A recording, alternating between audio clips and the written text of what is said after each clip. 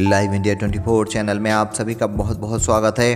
आइए सुनते हैं हरिशंकर पासानी जी द्वारा लिखित व्यंग रचना अपना चाचा एशियाई फ्लू। एशियाई चाचा आए हैं, मेरा मतलब एशियाई फ्लू से है। पुरखों ने बीमारियों को माँ बाप बनाने की प्रथा चला रखी है। चेचक को माता कहते हैं तो फ्लू को चाचा कहना रिश्तेदारी के हिसाब से बिल्कुल उचित है। यो एक साहब कह रहे थे, जो लोग बीमारियों से लड़ने के बजाय उन्हें माँ बाप बना लें, उनका भला भगवान ही कर सकता है। बात सही है, आदमी से हमने कभी अपना भला नहीं करवाया। बड़े बड़े आदमी हो गए जो हमारा भला करने को उत्सुक थे, मगर कोई बात बता दे, हमने अपने आप भला करने की छूट दी हो तो कोई आदमी अगर मना करने से नहीं मानता और हमारा भला करने पर उतारू हो जाता है तो हम उसे गोली मार देते हैं। इस बार एशियाई चाचा पश्चिम का दौरा करके भारत आए हैं। पश्चिमी साम्राज्यवाद पर चाचा ने धावा बोल दिया है। हजारों जाने ले ली। पश्चिम वालों, तुम्हारे पास बम है तो हमारे पास बीमारियां हैं। तुम इधर पूर्व में बम बरसाओगे तो हम फ्लू बरसाएंगे। तुम आक्रामक के रूप में कभी प्लेन लाए थे, हम सद्भावना मंडल के साथ फ्लू भेज देंगे। हम पर तुम्हारा प्लेग का कर्ज चढ़ा है, फ्लू से हमने चुका दिया। ब्याज में कोई छोटी बीमारी अगले साल हम भेज देंगे, हिसाब बराबर, भूल चूक लेनी देनी। यूरोप में चाचा फ्लू भारत आ गए। इधर तो दरवाजे खुले ही रहते हैं, हर बीमारी का स्वागत है। अतिथि देवो भव एक विशिष्ट राष्ट्र मात भाई कह रहा था। हमारी महान मातृभूमि देवभूमि के पास क्या स्वकीय बीमारियों की कमी है जो परकीय बीमारी बुलाती है। गेहूँ भी विदेशी और बीमारी भी विदेशी। मैंने कहा शर्मिंदा मत हो, हम फ्लू का भारतीयकरण कर लेंगे। 2-3 साल पहले यही चाचा जापानी फ्लू के नाम से आए थे, बाद में जापान ने इसे एशिया को समर्पित कर दिया। जापान में पूर्व का गौरव बहुत है, अपनी बीमारी पर मेड इन एशिया चिपकाकर दुनिया में फैला देता है। जापान के पास बीमारियां अपने से कम है। साम्राज्यवाद नाम की बीमारी उनकी क्रॉनिक थी, पर वह उसमें भी जबरदस्त साम्राज्यवादी एंटीबायोटिक से हिरोशिमा में मिट गई थी। लेकिन जो भी बीमारियां बची हैं उनका यह बड़ी उदारता से वितरण करता है। एक हम हैं जिसके पास बीमारियों का स्टॉक पहले से ही अच्छा है, और अब तो बीमारियों के कारखाने भी खुल गए हैं, पर हम निर्यात नहीं करते। कीचड़ तो निर्यात करने लगे हैं। पिछले साल 36 लाख रुपए का कीचड़ हमने यूरोपीय देशों को बेचा। जब यह खबर अखबार में पड़ी तो देशाभिमान से एक हफ्ता पागल रहा। आहा, विदेशी भारतीय कीचड़ के दीवाने हैं। अमृत की वर्षा होने की कथाएं बचपन से पढ़ रहा हूँ, पर बिका तो कीचड़ बिका। अगर बीमारी का निर्यात करने लगे तो पंचवर्षीय योजनाओं की सारी विदेशी मुद्रा का इंतजाम हो जाए। व्यापार और उद्योग मंत्री मुझसे ही पूछेंगे कि कौन सी बीमारी का निर्यात कर दें। मैं इस वक्त कोई बीमारी सुझा नहीं सकता। पहले मैं बता देता कि पाखंड नाम की क्रॉनिक बीमारी को दुनिया में फैला दो। प्रजातियों की बीमारियों के विशेषज्ञ कहते हैं पाखंड संक्रामक बीमारी नहीं है।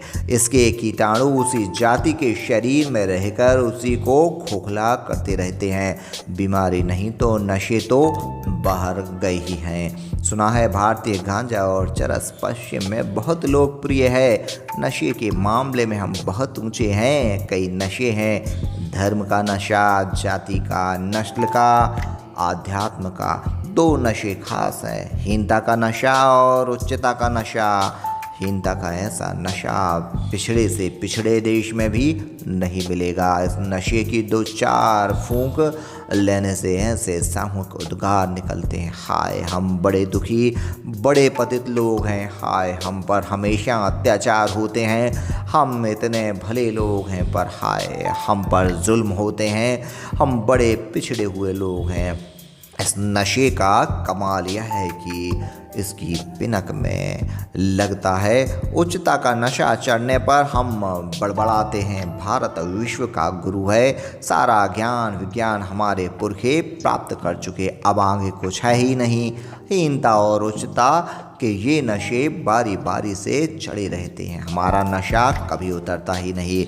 डॉक्टर कहते हैं साहब यह वायरस इन्फेक्शन है, वायरस प्रकृति बदलता रहता है, इस साल एक तरह का वायरस है तो अगले साल दूसरे तरह का। मैं समझ गया, वायरस स्वतंत्रता के रूप में बार बुद्धिजीवी की तरह है। डॉक्टर कहता है वायरस का इसलिए कोई स्थायी इलाज नहीं खोज सकते। सही है, बुद्धिजीवी का भी कोई स्थायी इलाज नहीं है, तो फिर फ्लू का इलाज क्या करते हैं? डॉक्टर कहता है बस सिम्टम्स यानी लक्षण का इलाज करते हैं। सिम्टम्स का इलाज सुविधा की बात है, रोग की जड़ पकड़ सकने न और उसे नष्ट करने में जब असमर्थ हो तो सिम्टम्स का इलाज तो करना ही चाहिए। छात्र आंदोलन हो तो विश्वविद्यालय बंद कर दो, खाद के लिए आंदोलन हो तो दफा 144 लगा दो, दंगा हो तो राष्ट्रीय एकता परिषद की मीटिंग बुला लो। लक्षणों का इलाज ही तो चल रहा है, बीमारी का निदान करने की ज़रूरत नहीं। एक ब्रांड स्पेक्ट्रम एंटीबायोटिक कहलाता है। इस बात की झंझट बिना उठाए कि बीमारी क्या है, डॉक्टर इसे मरीज को खिलाते जाते हैं। यह कई तरह के इन्फेक्शन मार देता है। इसमें बड़ा सुविधा यह है कि डॉक्टर को यह पता ही नहीं है कि बीमारी क्या है, पर इलाज बराबर होता जाता है। कई ब्रांड स्पेक्ट्रम एंटीबायोटिक्स हैं, प्रस्ताव है, परिषद है, आश्वासन है, न्यायिक जांच है, कमीशन है। ये सब फेल हो जाए तो भारतीय दंड संहिता है। लोग कहते हैं तो विशेषज्ञ को क्यों नहीं दिखाते? विशेषज्ञ राज नाम की बराबरी का होता है।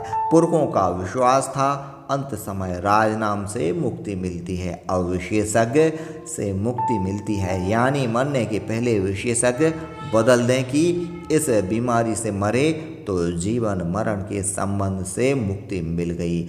मगर विशेषज्ञ भी एकदम कहाँ होता है। पिछली बार जब मैं बीमार पड़ा था तो 4-5 हित चिंतक 4-5 विशेषज्ञ ले आए थे और हित चिंतक का यह चाहता था कि उसी के डॉक्टर से मैं अच्छा हो जाऊं। मैं बड़े संकोच में पड़ा, इसके डॉक्टर से अच्छा हो गया तो वह बुरा मान जाएगा।